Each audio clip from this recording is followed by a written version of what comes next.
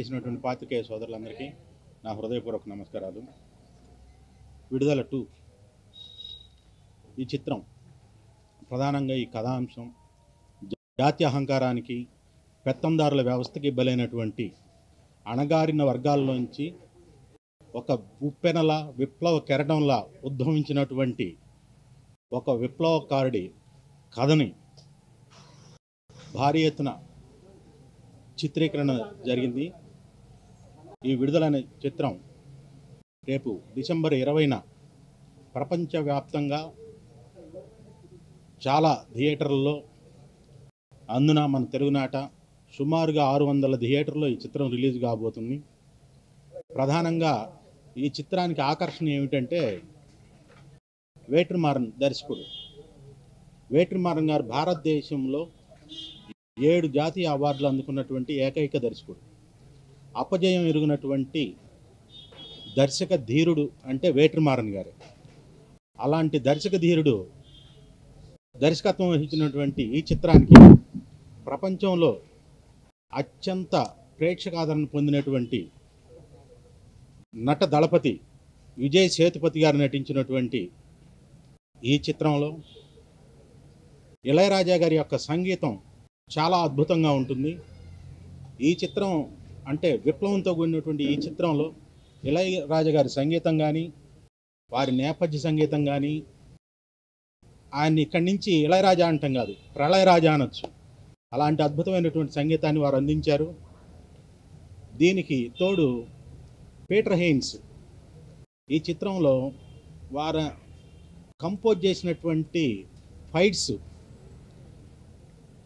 చాలా, అంటే almost all నాకు తెలిసినంత వరకు ఇంతవరకు ఇండియన్ స్క్రీన్ మీద అటువంటి ఫైట్స్ ఎవరు చిత్రీకరించలేదు. అటువంటి ఫైట్స్, ఎమోషనల్ ఫైట్స్ తోటి పీటర్ హెయిన్స్ గారు ఇందులో ఫైట్స్ కంపోజ్ చేశారు. పోతే ఇందులో మంజు వారియర్ గారు హీరోయిన్గా నటించారు. సహజ నటనకి ప్రతిరూపమైనటువంటి మంజు వారియర్ గారు విజయ్ సేతుపతి గారి కాంబినేషన్లో వాళ్ళ మధ్య భార్యాభర్తల ఎమోషన్స్ని చాలా చక్కగా వేట్రిమారన్ గారు ఇందులో చిత్రీకరణ చేయడం జరిగింది.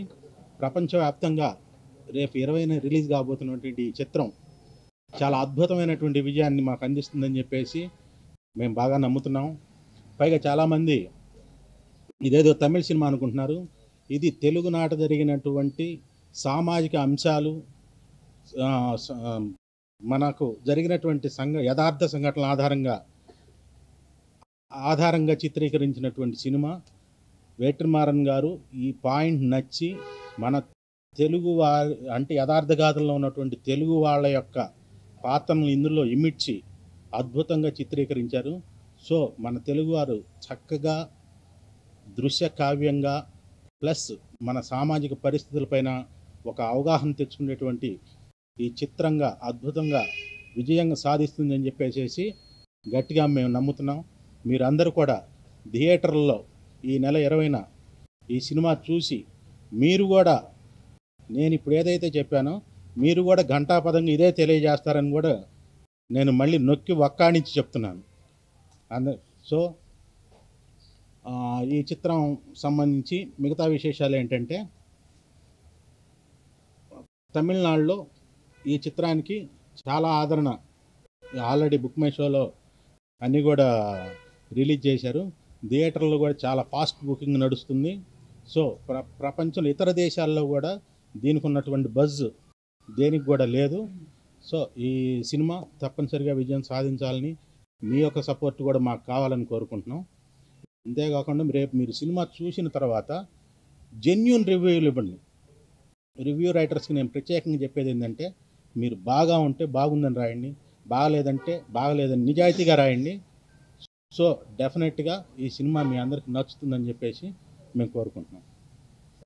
ఇక్కడికి విచ్చేసినటువంటి పాత్రికేయ సోదరులందరికీ నా హృదయపూర్వక నమస్కారాలు. విడుదల 2